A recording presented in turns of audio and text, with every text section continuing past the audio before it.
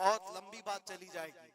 ہماری قوم میں سب سے زیادہ وہ غدار لوگ موجود ہیں جو چند ٹکوں کے لیے، جو چند پیسوں کے لیے مخبری کیا کرتے ہیں اور ایمان بیچتے ہیں.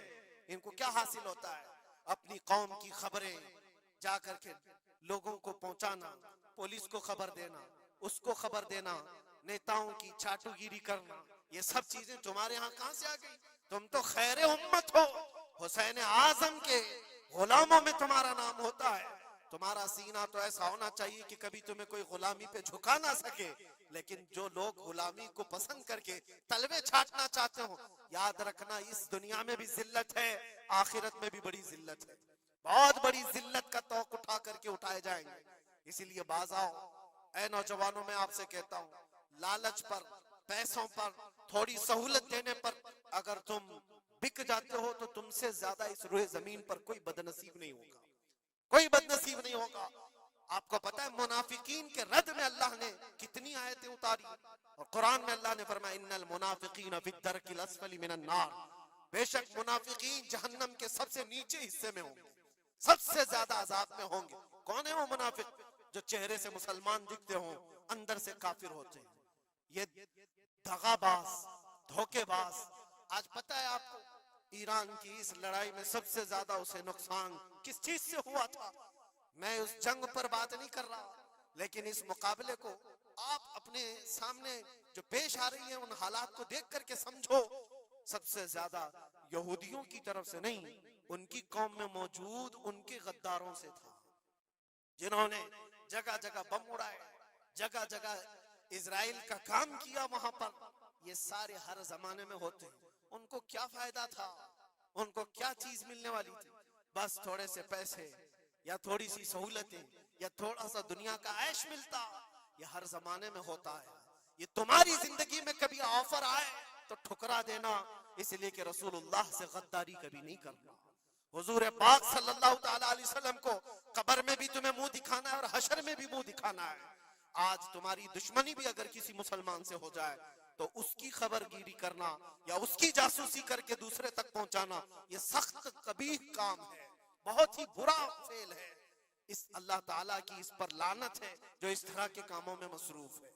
غداروں سے بہت بڑا نقصان ہے.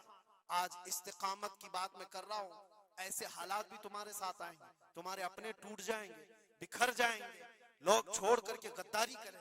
آپ کو میں بتاؤں، میں قید کے حالت میں تھا، 22 دن تک مجھے ادھر سے ادھر گھمایا جا رہا تھا انویسٹیگیشن کے نام پر. ایسا لگ رہا تھا کہ یہ بہت بڑا کوئی آتنکوادی پکڑ کر کے لائے، پورا جلوس لے کر کے گھوم رہے.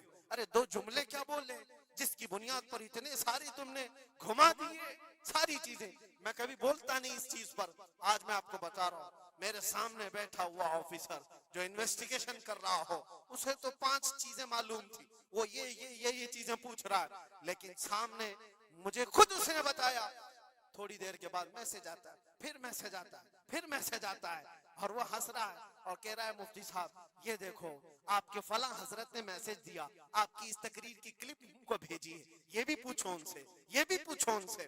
مجھے سب پتا ہے، میں کبھی اس چیز کو اظہار میں نہیں لاؤں گا، لیکن اس کا انصاف اللہ کی بارگاہ میں ہوگا، اللہ کی بارگاہ میں فیصلہ ہوگا. اور جب رسول اللہ کے دربار میں ہم کھڑے ہوں گے تو دیکھنا ہم کس کے ساتھ ہوں گے اور تم کس کے ساتھ کھڑے رہو گے. دیکھنا اس بات کو. ایک بندہ رسول اللہ کی عزت کے لیے کفار و مشرکین کے نرغے میں بیٹھا ہو اور تم اپنی روٹیاں سیکنے کے لیے اس کے سامنے ہماری جاسوسی کرتے ہو اور اس سے کہتے ہو کسی حالت میں چھوڑنا مت، کسی حالت میں چھوڑنا مت. اور وہ لوگ جانتے ہیں اور وہ کہتے ہیں آپ گھبراؤ مت، ہم تو اپنا پروسیس کریں گے. اور ایسے لوگ ہمارے پاس بہت سارے ہیں جو بھیجتے رہتے ہیں، ہم تو اپنا کام ہی کریں گے. لیکن میرے عزیزو، وہ کام اپنا کر رہے ہوں گے لیکن دل پر چھریاں چلتی ہیں. یہ کون سے لوگ ہیں؟ کس نبی کا کلمہ پڑے ہوئے لوگ ہیں؟ تمہارے لیے رسول اللہ کی ناموس بھی کوئی معنی نہیں رکھتی، حضور پاک کی عزت بھی کوئی معنی نہیں رکھتی. اس چیز سے آج پوری قوم پریشان ہے. بڑی بڑی جنگیں اسی لیے ہاری جاتی ہیں جب قوم کے اندر منافقین موجود ہوتے ہیں. آج اس چیز کے اپنے دل کو بھی پاک رکھو. ہم نے تاریخ دیکھی ہے، ٹیپو سلطان یوں ہی نہیں مرے تھے. ٹیپو سلطان کو انگریزوں کے ہاتھ میں دینے والا بھی غدار موجود تھا، مسلمان تھا۔ یہ ساری غداریاں آج جو آئی، کتنے تو ایسے ہیں پہلے ہی سے جا کر کے کہہ دے مسجد میں یہ ہو رہا ہے، مسجد میں یہ ہو رہا ہے۔ یاد رکھنا قیامت کے دن تمہارے چہرے کالے ہوں گے، اللہ کی بارگاہ میں پکڑے جاؤ گے۔ وَمَنْ أَظْلَمُ مِمَّنْ مَنَعَ مَسَاجِدَ اللَّهِ أَنْ يُذْكَرَ فِيهَا اسْمُهُ وَسَعَى فِي خَرَابِهَا۔ اللہ فرماتا ہے اس سے بڑا ظالم کون جو اللہ کی مسجدوں میں اللہ کا ذکر کرنے سے روکتا ہے، اس سے بڑا ظالم کون ہے؟ اور وہ سب ظالم آج دیکھنے کو آ رہے ہیں۔ بہرحال خلاصہ کلام یہ ہے میرے عزیزو، ہم حسینی ایمان رکھتے ہیں اور حسین کی طرح اللہ کی بارگاہ میں دعا بھی کرتے ہیں کہ مولا ساری قربانیاں ہو جائیں مگر ایمان کا سودا کرنے کی نوبت کبھی نہ آئے۔ رب تبارک و تعالی ہماری یہ حفاظت فرمائے کہ ہمارے جسم کے چھتڑے ہو جائیں مگر مولا تیرے حبیب پاک کی عزت اور ان کی محبت بال برابر بھی ہمارے دل میں فرق آنے نہ پائے، بال برابر بھی فرق ہونے نہ پائے۔ اپنی اولاد کو بھی یہی تعلیم دے کر جاؤ، یہی تعلیم دے کر جاؤ۔ کربلا سننے کا مطلب یہ نہیں ہے ماتھا پیٹ لیا، سینہ پیٹ لیا، رو دھو کر کے اٹھ گئے۔ رونا تو سب کو آسانی سے آ جائے گا، لیکن حسین کے اس میسج کو اپنے بچوں میں ایسا پلا کر کے جاؤ کہ تمہارے دور میں بھی یزید آئیں گے، تمہارے دور میں بھی یزیدی فتنے ہوں گے۔ اس وقت میرے بیٹے چوڑیاں پہن کر گھر میں نہ بیٹھنا، یزیدیوں کا مقابلہ کرنے کے لیے حق بات کا اعلان کرنا۔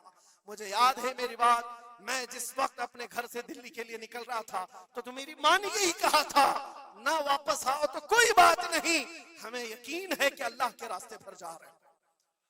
اللہ تبارک و تعالی اس استقامت کو ہر گھر میں عطا فرمائے، حسین اعظم کا جذبہ اللہ تعالی ہماری اولاد میں عطا فرمائے۔ وآخر دعوانا الحمدللہ۔